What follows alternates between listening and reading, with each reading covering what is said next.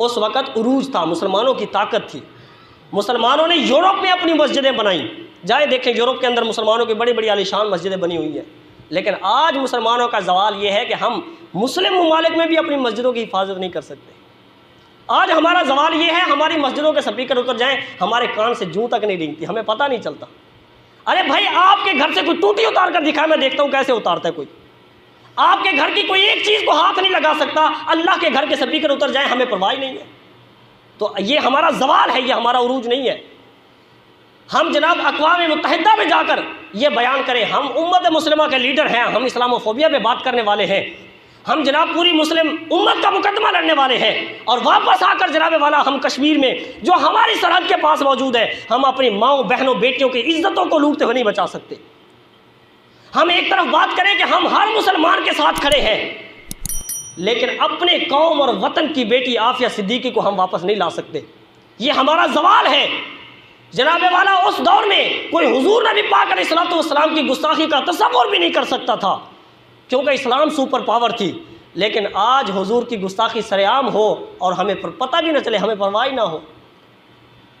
جہاں پر رمضان المبارک کی مبارک ساعتیں ہیں، مبارک گھڑیاں ہیں، یہاں پر اللہ کی قسم مسلمانوں کے جذبات، مسلمانوں کے دل بہت مجروح ہے۔ کیوں کہ ہالینڈ کے بدبخت نے حضور کی پھر گستاخی کر دی، ہمارے نبی کی گستاخی کر دیا، اور اس نے واضح طور پر یہ اعلان کیا کہ کوئی بندہ مجھے اس کام سے نہیں روک سکتا۔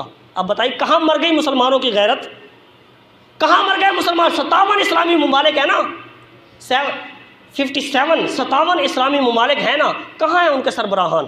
کہاں ہیں وہ بڑے بڑے بادشاہ عیاشیوں میں پڑے ہوئے ہیں، اپنے اقتدار کی خاطر، اپنی جناب والا طاقت کی خاطر، اپنی حکومتوں کی خاطر سب کچھ کرنے کے لیے تیار ہے، حضور کی عزت کے لیے کچھ نہیں کر سکتے، حضور کی ناموس کے لیے بیان بھی نہیں دے سکتے۔ میں آخری سوال آپ سے کروں گا، بتائیے ہم نے ایٹم بم جو بنایا تھا اپنے ملک کی حفاظت کے لیے، اس کا بنیادی مقصد کیا ہے؟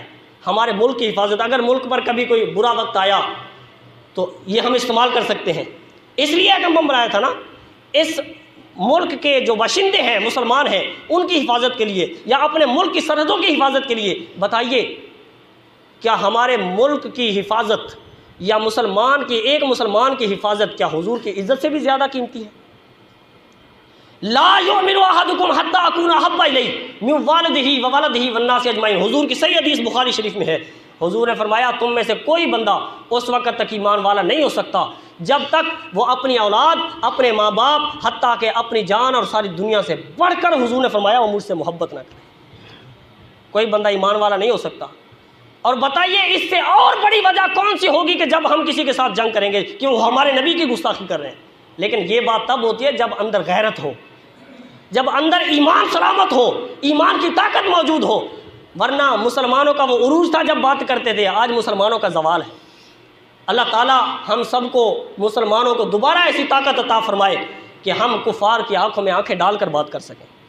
میں نے جو باتیں کی ہیں نا، ذرا ان کو غور سے ذہنوں میں بٹھائیے گا اور دیکھیے گا کہ آج ہم مسلمان کہاں کھڑے ہوئے ہیں، آج ہماری حالت کیا ہے۔ کشمیر میں مسلمانوں پر ظلم و ستم جاری ہے، ان کے گھروں پر بلڈوزر چلائے جا رہے ہیں، آپ نیوز سن کر دیکھا کریں۔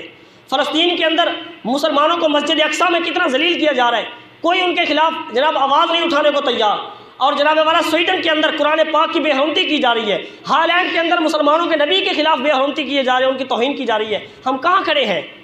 ہم صرف اپنے کاروبار میں لگے ہوئے، ہم صرف اپنے آپس میں لڑائیوں میں پڑے ہوئے ہیں، ہمیں کوئی پرواہ نہیں ہے۔ یاد رکھو اگر مسلمان اسی طرح سویا رہا، وہ وقت دور نہیں جب یہاں پر بھی یہ حالات پیدا ہو جائیں گے۔ میرے بھائیوں، ہمیشہ حق کا ساتھ دیں، ہمیشہ حق کی طرف اپنا قدم بڑھائیں۔